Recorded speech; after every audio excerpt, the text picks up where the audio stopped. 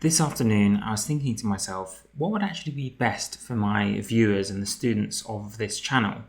I thought, rather than do another theory video or another vocab list, what I'd do is do 10 questions back to back on a particular topic.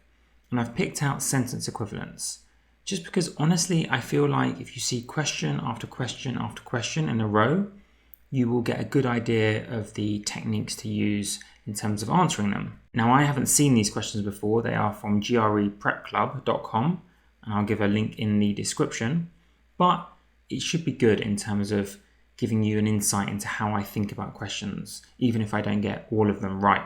If you do find this approach helpful in terms of me doing question after question after question to get loads of practice in for you guys, please do leave a comment to let me know. Just a quick introduction in case you are not aware. On the GRE, these kind of questions involve picking two different words that aren't necessarily synonyms but mean something closely related and that fit into the passage. So there are 6 answer choices and we are going to pick 2. I am going to put the time one. Do I need to do that? Yeah, let's do it for fun. Put the time one so you can see how long I'm taking on these questions as well. And there will be 10. Without further ado, and of course, please do pause as we're going along and try them yourself if you want to. Let's get to the first question. Start the timer. The demands of something notwithstanding, a page or two in Dahl's recent book on democracy that considered what public choice economics has to say about democratic failure. A page or two in the recent book on democracy that considered what economics has to say about democratic failure, or at least a clear signpost to that literature, would have been very well spent.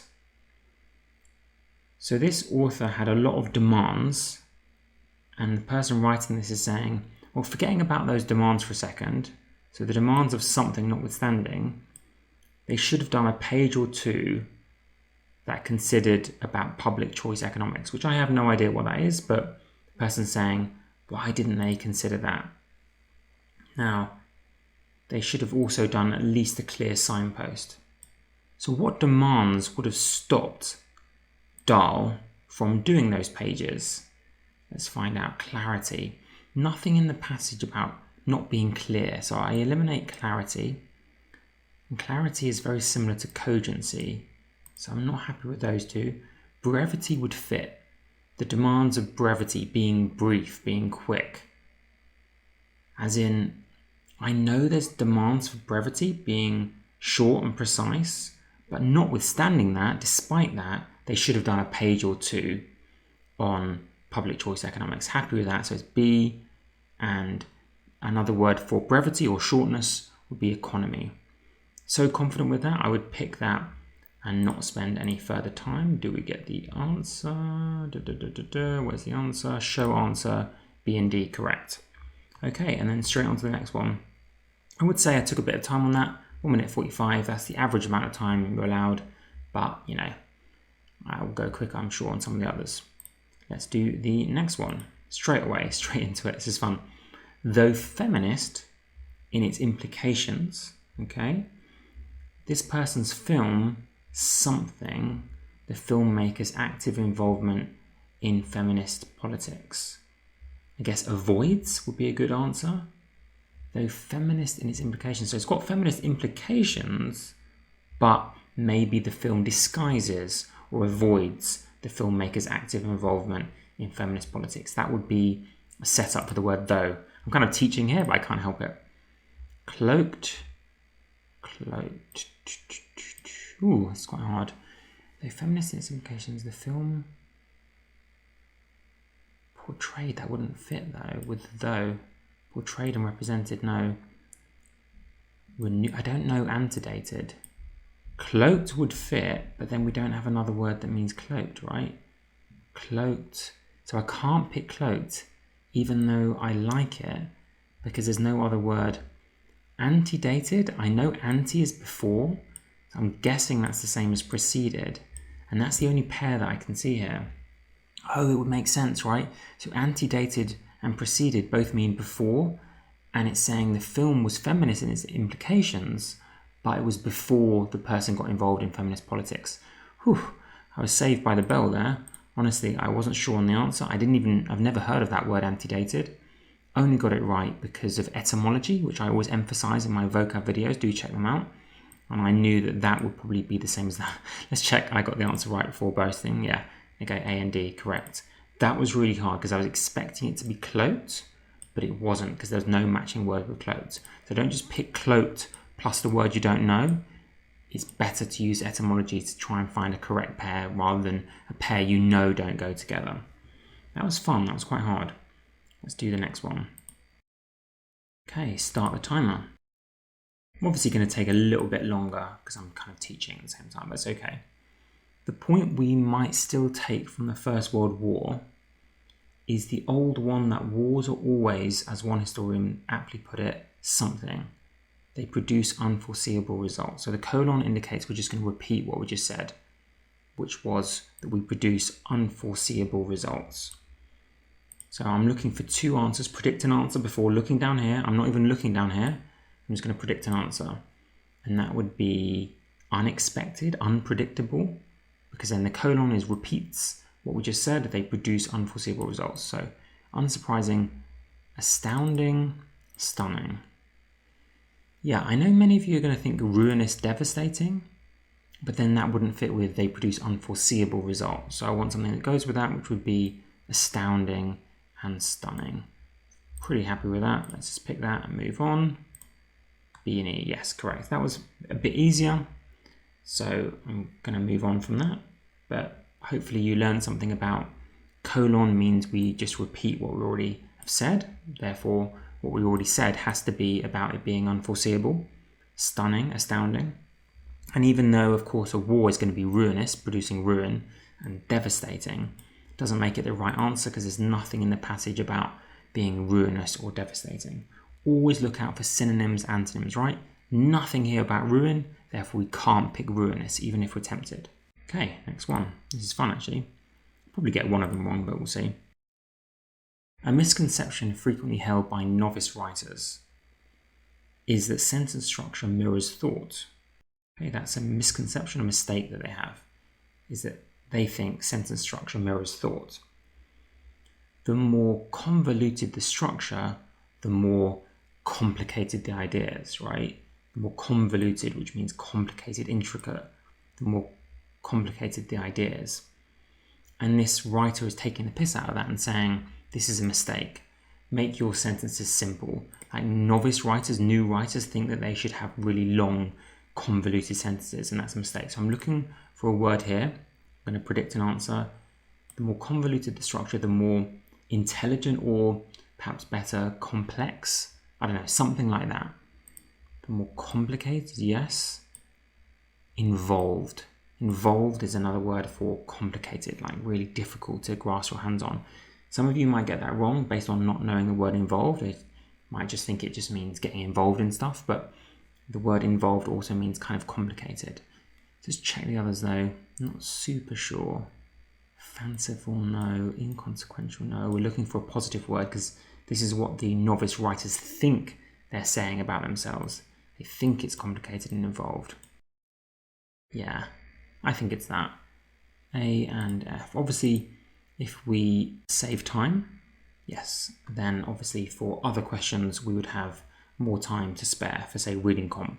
So in general, without the teaching, I probably average a minute 15, a minute, something like that, to save a bit of time for those other passages.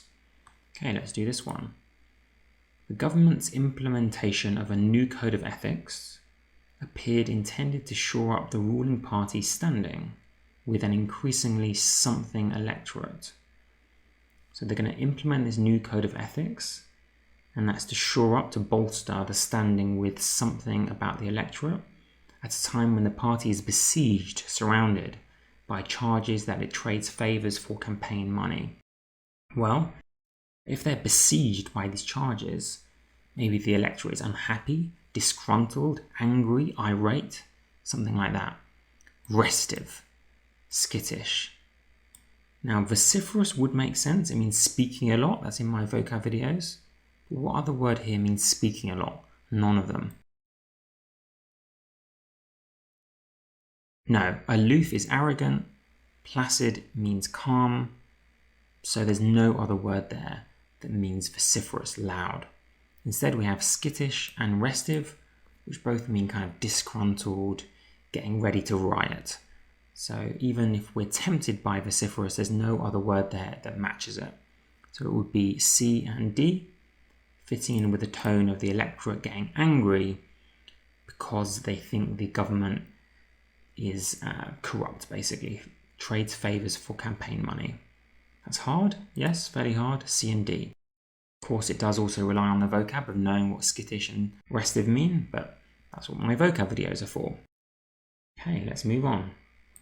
It's pretty fun, actually.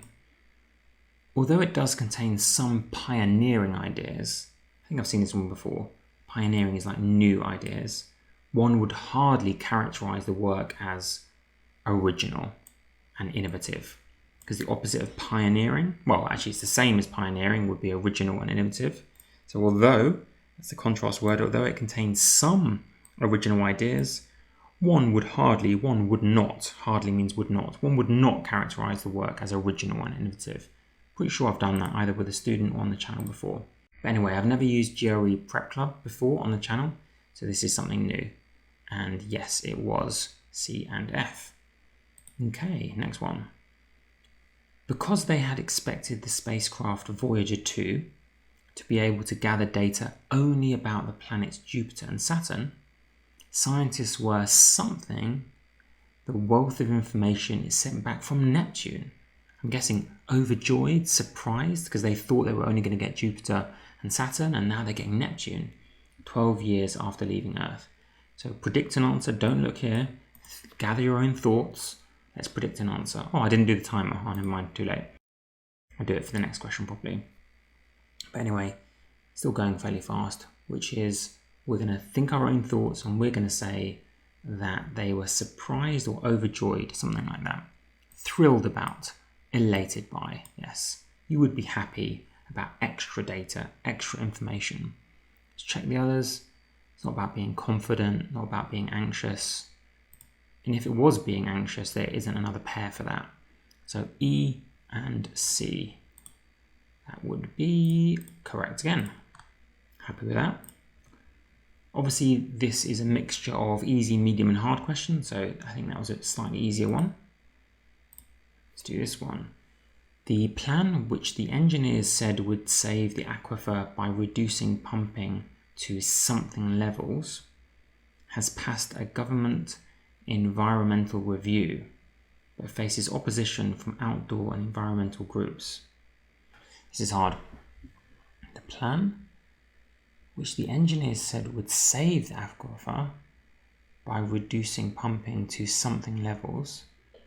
So the engineers are saying this is going to save this aquifer, the storage of water, has passed an environmental review, great, but faces opposition from outdoor and environmental groups. There's a bit of noise outside there, but sorry about that.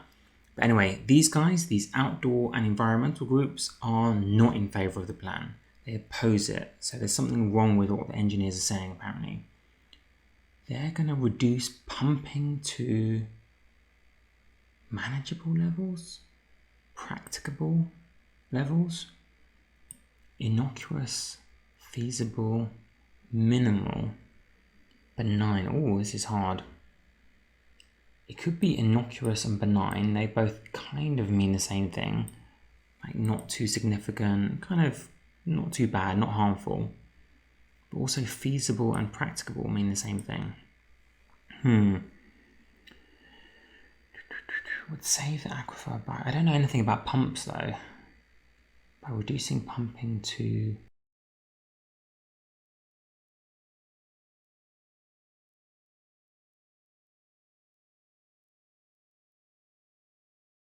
Got a few distractions here, but I'll keep going.